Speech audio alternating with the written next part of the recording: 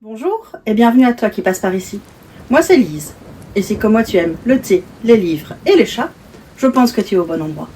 Alors je te laisse aller t'installer confortablement, te préparer un bon petit thé, et c'est parti, on va commencer.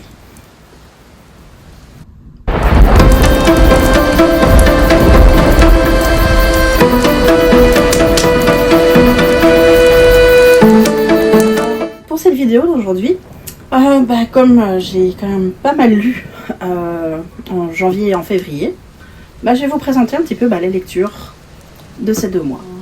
Le bilan de ces 2 premiers mois de l'année est quand même pas si mal. J'ai lu à peu près 14 livres, je pense. Alors on va faire un petit tour de toutes ces lectures. Il y a du très bon, il y a du bon, il y a du... Ouais, c'était pas mal. Il n'y a pas de grosses déceptions. Alors, j'ai commencé l'année par Kezia de Maddy Plume, le tome 2. Alors, ce livre-là, j'ai beaucoup aimé.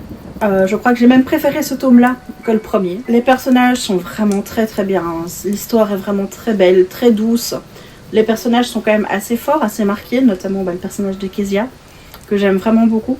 La plume de Maddy est également très agréable à lire. Ça se lit très vite, ça se lit très bien. L'objet livre aussi est sublime. J'avoue que c'est ce qui m'avait fait craquer pour le premier tome, c'est le livre. En tout cas, le livre broché comme celui-ci. J'avais vraiment beaucoup aimé ce bouquin, le premier tome. Et le deuxième tome, je pense que je l'ai même préféré. On peut dire à peu près quand même que j'ai commencé l'année donc par un coup de cœur, donc par ce bouquin-là. De la très bonne littérature.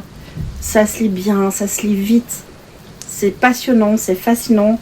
C'est l'univers, le world building que Maddy a créé est vraiment très intriguant. La quête de Kezia est aussi très intéressante. Elle se développe au fur et à mesure du tome. Son personnage prend de la force, prend de l'ampleur. Vraiment, c'est un excellent second tome. Pour moi, il est même meilleur que le premier, comme je l'ai déjà dit. Et je ne peux que vous le conseiller. D'ailleurs, là, je vais le ranger directement à côté du tome 1. Le deuxième livre que j'ai lu cette année, c'est de nouveau un tome 2. C'est Le cœur de fer, le palais des Automailles, donc le tome 2 de Nina Varela, traduit par Marika Gallman. C'était donc d'ailleurs la raison pour laquelle j'avais acheté le tome 1. Donc il avait été traduit par Marika, parce que c'est une autrice que je connais déjà à la base. Et je connais son pointillisme, son perfectionnisme. Et donc je me dis, là je vais avoir une bonne traduction. Et effectivement, c'est une bonne traduction. J'ai aussi préféré ce tome 2 au tome 1. Les personnages prennent vraiment de l'ampleur aussi. La personnalité des personnages prennent de la puissance. La romance entre les deux héroïnes aussi prend de la place, mais pas trop. Et c'est ça que j'ai aussi bien aimé dans ce bouquin, c'est que la romance n'est pas le cœur de l'histoire. C'est vraiment la quête de soi, je dirais même plus dans ce livre. J'ai préféré donc ce tome 2, c'était vraiment très intéressant. De nouveau, il y a des enjeux politiques, il y a cette quête de soi, de qui on est. La traduction de Marika est très bonne.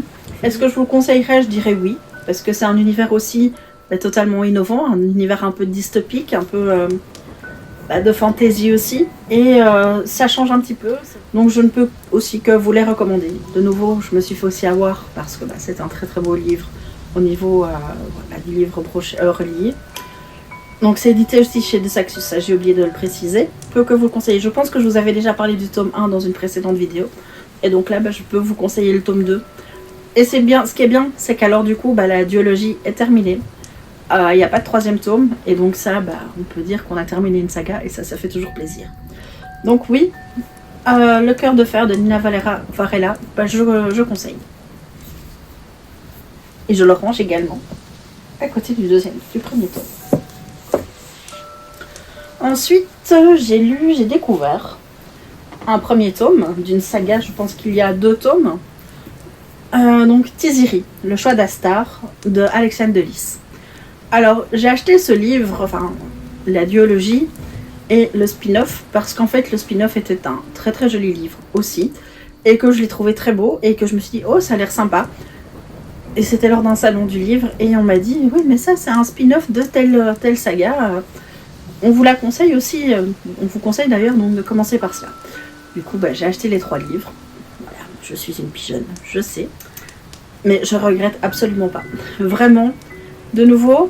Est-ce que j'ai envie de dire que c'est un coup de cœur? Je peux peut-être le dire, oui. Parce que c'est de nouveau un univers totalement différent de ce qu'on a l'habitude de voir. Pour moi, c'est de la science-fiction, c'est pas de la fantasy, c'est plus de la SF. C'est de nouveau aussi une quête de soi. Je n'ai pas encore lu le tome 2, donc je ne sais pas encore dans quelle direction va prendre l'histoire. Mais vraiment, c'était passionnant, c'était fascinant. On a envie de savoir, mais qu'est-ce qui se passe?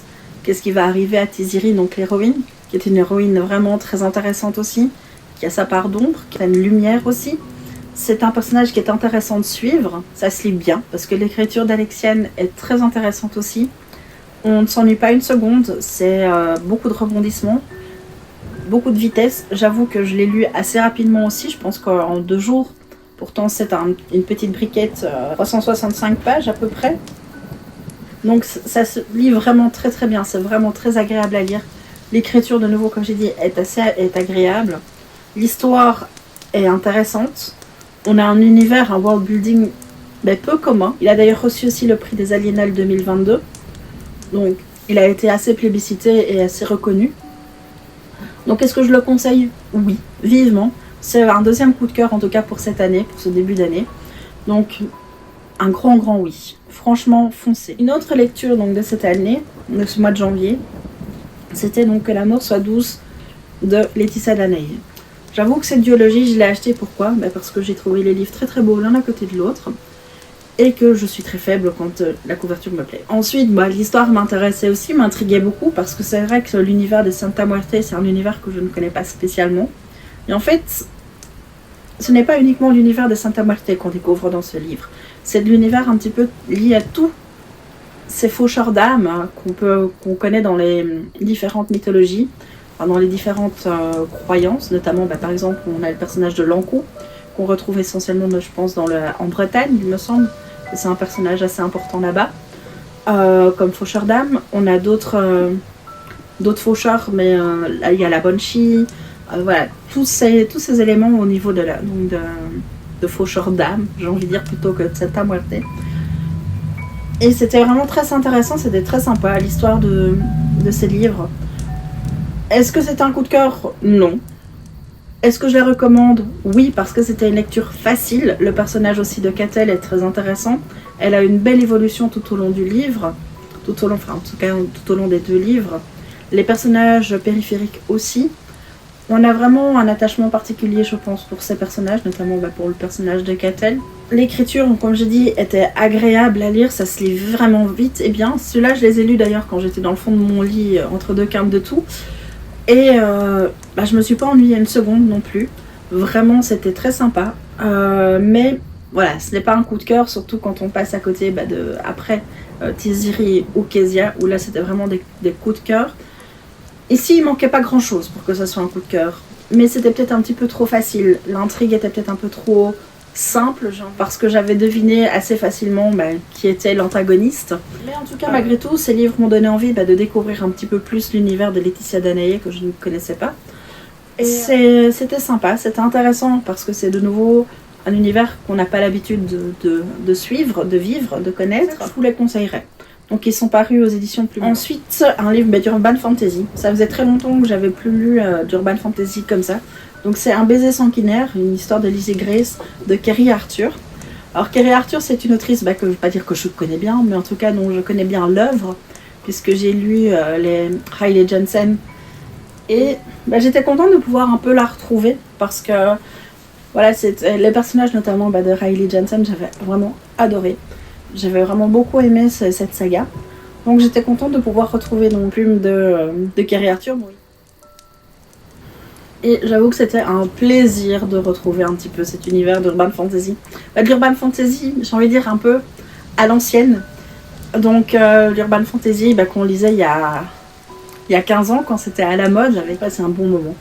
Ça se lit vite, ça se lit bien, c'est sympa. C'est pas transcendant non plus, mais j'ai envie d'avoir la suite. J'ai envie de voir comment va évoluer le personnage. C'était intéressant, c'était sympa. En fait, pour quelqu'un comme moi qui aime l'urban fantasy, ça faisait du bien de se replonger dans une urban fantasy de ce type-là. Donc je vous le conseille quand même.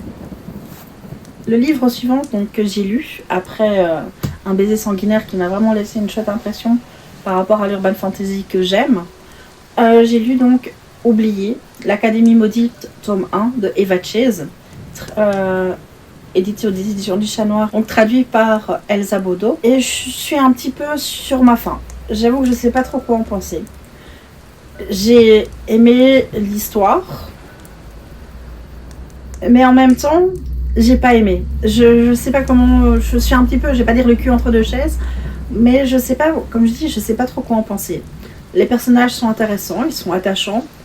Le style est agréable aussi, puis l'alternance des différents points de vue permet de suivre l'histoire d'une façon un peu plus vivante et rythmée. Mais je sais pas, j'ai terminé le livre et je me suis dit, ouais, j'ai quand même envie de savoir la suite, parce que ouais, quand je commence une saga, j'aime bien voir la fin, connaître la fin, voir où ça va me mener. Mais c'est pas une urgence. Voilà, donc est-ce que je le conseillerais? Je dirais oui, si vous avez besoin d'une lecture facile, ou en tout cas une lecture qui va vite.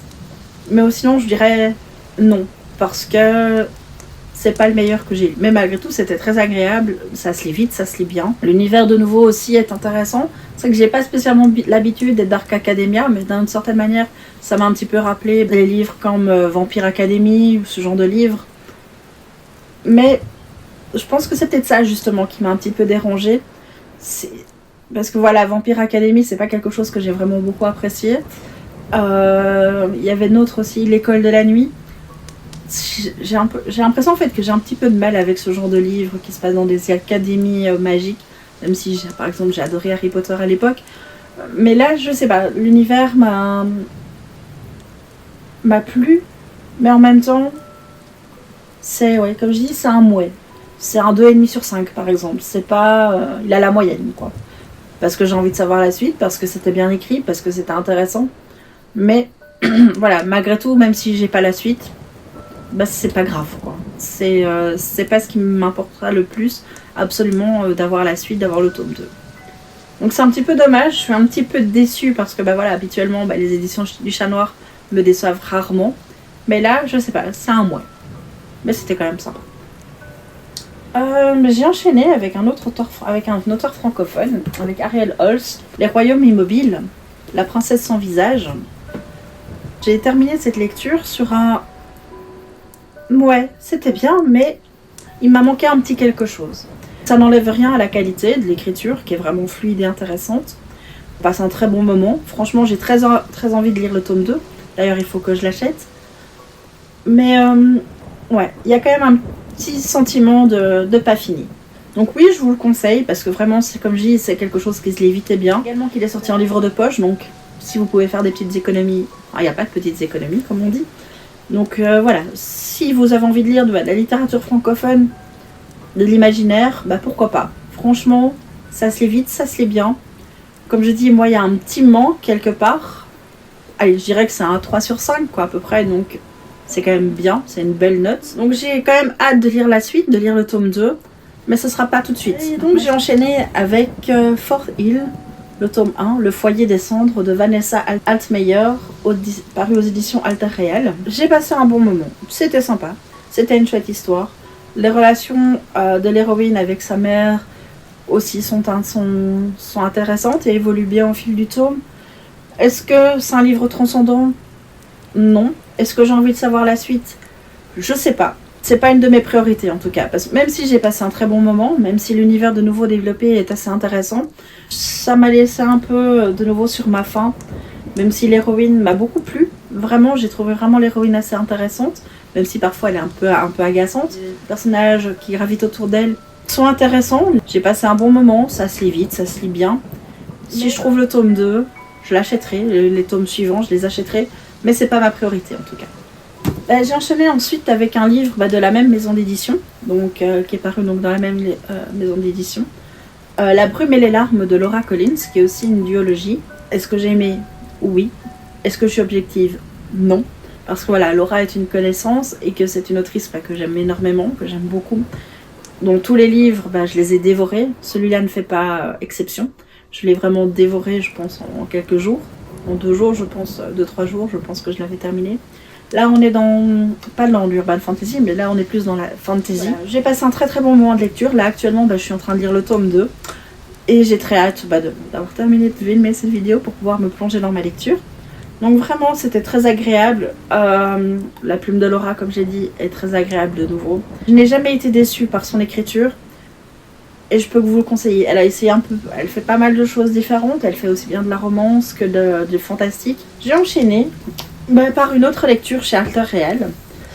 Et une autre lecture de Laura Collins, mais cette fois c'est une écriture à 4 mains, avec Adeline Diaz, qui est également une autrice que j'aime beaucoup, qui est très chère à mon cœur, que je connais assez bien aussi, dont j'adore l'écriture, où j'adore surtout la conception de ces personnages, parce que ces personnages en général sont touchants et ont une psychologie assez bien travaillée.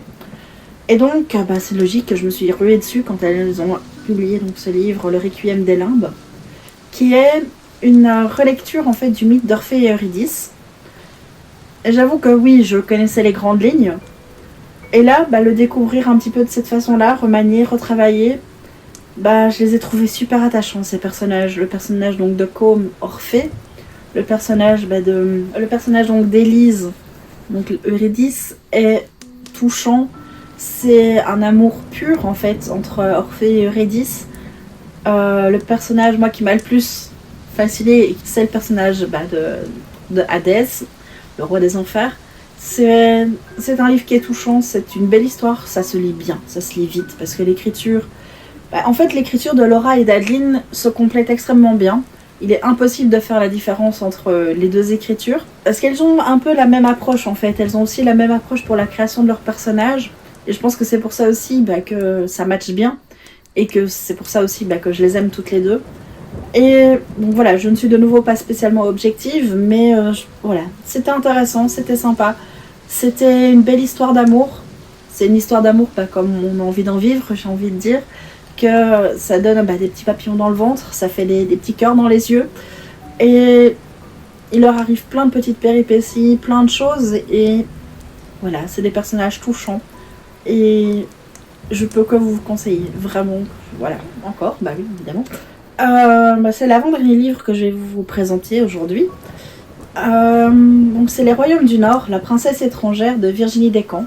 Assez agréable à lire en fait, vraiment j'ai passé un bon moment de lecture, j'ai trouvé ça intéressant parce que de nouveau c'est des univers un petit peu différents dans lesquels qu'on n'a pas trop l'habitude de côtoyer, même si peut-être d'une certaine manière ça m'a fait un petit peu penser à La Passe Miroir dans le sens où on a une princesse étrangère du sud qui part dans le Grand Nord, donc dans le monde du froid.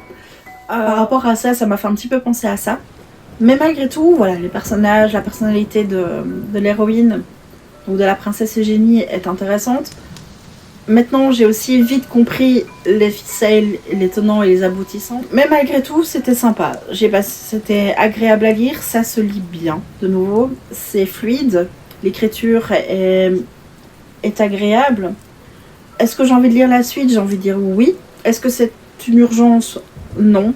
De nouveau, si je trouve le tome 2 relativement facilement, de nouveau en livre de poche comme celui-ci, oui, je l'achèterai sans doute. Je ne ressens pas l'urgence de lire le tome 2, comme j'ai pu ressentir l'urgence de lire le tome 2 de Tiziri par exemple, où j'ai très envie de lire la suite. Ou des larmes, de La Brume et les larmes. Voilà, parce que j'ai énormément de livres aussi à lire, mais voilà, ça reste une option. Est-ce que j'ai envie de lire la suite? Oui, mais pas tout de suite dans l'immédiat. Alors le dernier livre que j'ai lu, c'est au mois de février. C'est une bande dessinée. Donc là, je suis totalement sortie de ma zone de confort, parce qu'en général, j'aime pas trop ça, les bandes dessinées. C'est pas trop mon kiff, c'est pas trop ce que je préfère. Mais mon chéri, un jour, est rentré en disant « Tiens, je t'ai pris une bande dessinée à la librairie, je pense que ça pourrait t'intéresser. » Et donc, c'est Nirvana en bande dessinée. Voilà, j'avoue que je suis une grande fan de rock. Je pense que voilà, qu'on a pu de rock, hard rock, metal. Et voilà, je suis une enfant des années 90, enfin une adolescente des années 90, donc j'ai grandi avec les sons de Nirvana. La personnalité de Kurt Cobain m'a toujours intéressée, m'a toujours fascinée. Et donc mon chéri m'a offert cette bande dessinée.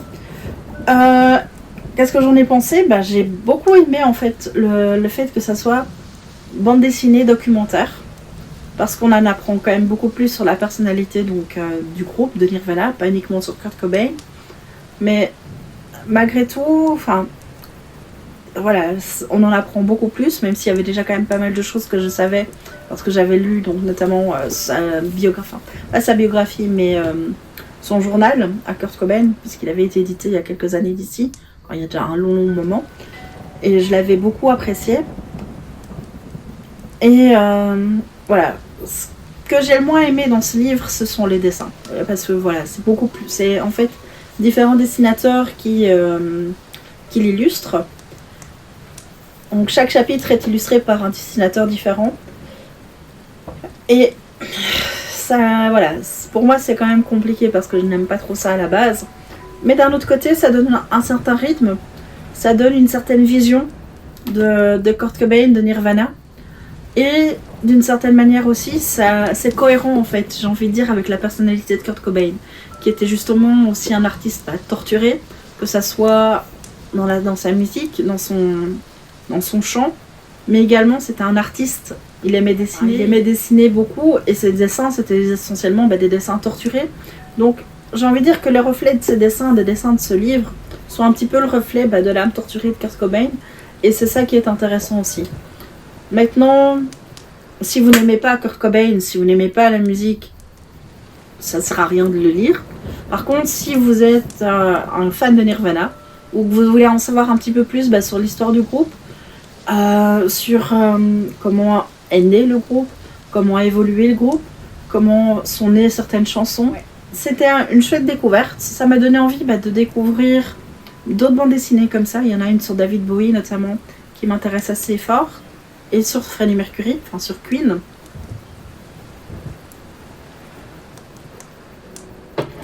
Parce que, en fait, je me rends compte aussi que c'est le format que je préfère pour les biographies, en fait, les bandes dessinées.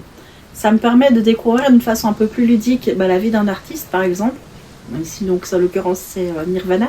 Mais j'ai lu d'autres bandes dessinées biographiques, notamment sur Agatha Christie, sur Gustav Klimt, mais ici c'est vraiment une collection documentaire et c'est vraiment intéressant. Donc je pense que je vais en acheter d'autres parce que voilà, j'aime la musique, j'aime les artistes qui ont des âmes un petit peu torturées comme Kurt Cobain. Donc si vous aimez Nirvana, si vous aimez la bande dessinée, oui, pourquoi pas. En fait, ce qui m'a fait du bien, c'était de lire un petit peu un format différent de ce que j'ai l'habitude, donc de sortir de ma zone de confort. Ça fait toujours du bien de temps en temps de faire des choses qu'on n'a pas l'habitude de faire. Et là, sur le coup, j'étais pas trop dépaysée puisque Nirvana, c'est quelque chose que j'apprécie beaucoup. Ça m'a donné aussi envie de me replonger dans la musique de Nirvana. Donc pendant la lecture, j'ai remis notamment le MTV Unplugged, qui est vraiment pour moi le meilleur des concerts, enfin le meilleur de Nirvana. Et ça faisait du bien d'écouter un petit peu autre chose que Lord of the Lost par exemple. C'était agréable, c'était sympa. Je l'ai lu, je pense, en une petite journée. Donc voilà, j'ai passé au travers mes 13 lectures de ces mois de janvier et février. J'ai donc des coups de cœur comme Kezia et Tiziri par exemple. Il y a aussi les livres de Laura Collins et celui écrit à deux mains avec Adeline Diaz. C'est pour moi des coups de cœur aussi, mais j'avoue que je ne suis pas très objective parce que ce sont des autrices que j'aime beaucoup et dont les livres me touchent beaucoup. Donc je suis vraiment pas objective, mais j'aimerais justement qu'elles aient le succès qu'elles méritent. Donc c'est pour ça aussi je pense que j'en parle quand même beaucoup. Donc pour moi c'est allez-y, foncez, lisez-les. Pour les autres livres, j'ai passé des très bons moments de lecture. Donc voilà, on a fait le tour. Donc là maintenant je vous laisse aller terminer votre thé, caresser votre chat et aller lire des livres. À bientôt!